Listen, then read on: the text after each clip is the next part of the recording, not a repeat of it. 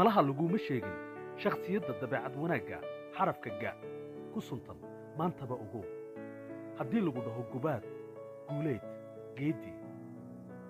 balaan yar gorfeenno macnaha xarafkan u gaarka ah ina mari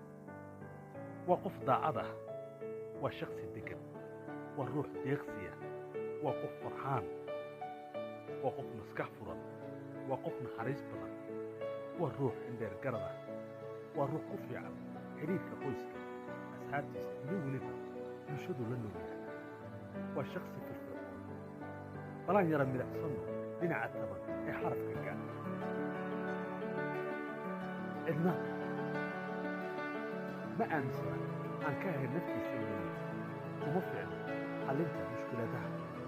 soo wajaha gobta caadada askara guulaysta mudana iyo marwaya